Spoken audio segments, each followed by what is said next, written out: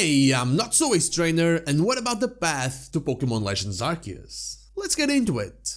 I still can't believe that after so many years of being a Pokémon fan, we're getting something like Pokémon Legends Arceus. While it always seemed like the obvious next step, the fact that the Pokémon main series was tied to Nintendo handheld consoles made it so it was impossible for something like that to happen. If that's one thing we knew for sure, was that Pokémon had to be portable. They're pocket monsters after all. When the Nintendo Switch was released, that all changed. In 2018, we got the Let's Go games and Pokémon was finally hybrid.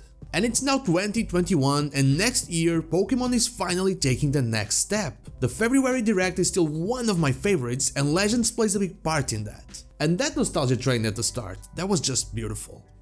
Still, while we didn't know about the plans for something like Pokémon Legends Arceus, the more we see of the game, the more we see of how things that were new features in previous games might have made them the testing grounds for the future of the franchise. The more obvious one is the wild area. Pokémon Sword and Shield was, and still is, a controversial game. It sparked the whole Dexit thing, which we know is the way moving forward, and showed a side of the Pokémon community that I hope to never see again. I still see it though. But, controversy aside, the games were very different from Let's Go and Ultra Sun Ultra Moon. And that was because of the wild area. That was the selling point, a big open area where you could rotate your camera and have complete vision of what was going on around you. While the original one was a bit lackluster, the DLC improved on them significantly, with more lively locations instead of the dullness of mainland Galar. It's hard not to look at Pokémon Legends Arceus and see the reflection of what the wild area was supposed to be. Yes, the game may not be open world, but big areas with freedom of movement are clearly where they're going with the franchise, or at least what they were testing. Mistakes were made on Sword and Shield, improved upon on the Isle of Armor and Crown Tundra, and then, apparently, improved even further in the Sinnoh prequel.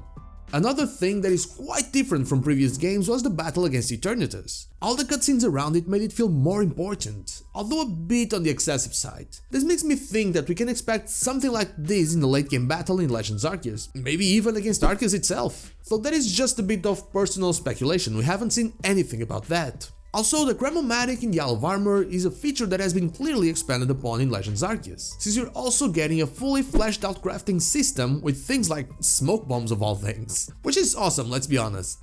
Now moving on, while Sword and Shield were clearly the stepping stone in how the map is approached, they weren't the only games that seemed to be influencing the future. Pokémon Sun and Moon, Ultra Sun Ultra Moon and Let's Go Eevee and Pikachu had a feature that seems to be the go-to in the future as well, the use of a gem through alternative means. While Sword and Shield didn't have anything of the sort, with the Rotom Bike serving as Surf and the Corviknight Taxi serving as Fly, the previous generation had us using random Pokémon, or our companions Eevee and Pikachu, to traverse through the map and overcome obstacles. In Pokémon Legends Arceus, it is becoming more and more clear that the noble Pokémon have that name because of how they help humans. And, from the trailers, we can clearly see that they are the embodiment of gems, granting us the power to move to where we couldn't before, in some cases through riding them. This is so reminiscent of the Alola mechanic that it is obvious that the gems are a thing of the past, something we can also see in the Sinnoh remakes Pokémon Brilliant Diamond and Shining Pearl. Having access to a smooth means to overcome something without impacting your battles or team choices is clearly the way they are moving forward, and it is a fantastic decision in my opinion.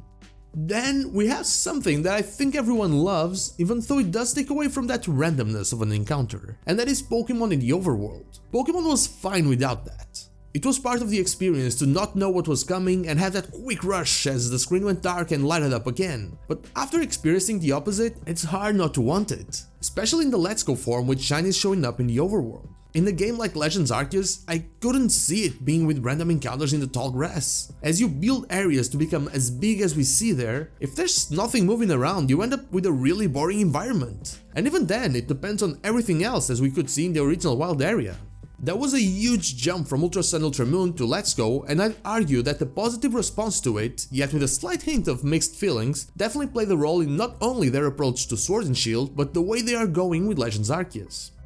And for the last one, we're going with a bit of a far-fetched idea. We can throw balls at Pokémon in this game, literally aim at them and hit them with it and hope for the best. We had that before, although in a slightly different manner. Pokémon Let's Go had that controversial approach to wild battles, as in they didn't exist apart from a few situations and you just had to aim your Pokéball and catch the Pokémon. While that was done inside the battle screen, and this is done outside of it, I couldn't help but to find it curious that we got something like that only a few years later. While completely different in execution, the concept itself is very similar, and while the Let's Go approach sparked from the enormous success of Pokémon Go, it could be that the Legends Arceus one sparked from applying the gameplay they have for this new game to the concept behind Let's Go's catching mechanic, and it honestly looks like it could be a very immersive experience. And so, there you have it, the path that I could trace back to Pokémon Legends Arceus. It doesn't go very far, though I feel like while the idea for Legends must have been in their minds for a while, they have only started to work on it not that long ago. And I'm also sure I missed something, since the not so in my name stands exactly for not so good at doing things sometimes. So if you can think of anything else, I would love for you to tell me in the comments down below. Also, before I go, I want to thank my Twitch viewers Tyrant Gorilla 197 and Zane Staley for claiming the shoutout for this video. Thank you so much for all of your support. And now, like the video if you like it, dislike if you don't, and don't forget to subscribe to the channel for more Pokemon content. Also ring that bell so you know when the next video is out. You can follow me on social media, Twitch, we stream there Thursday to Sunday, or join our Discord, all the links are in the description. Thank you so much for watching, and I'll see you all on the next one.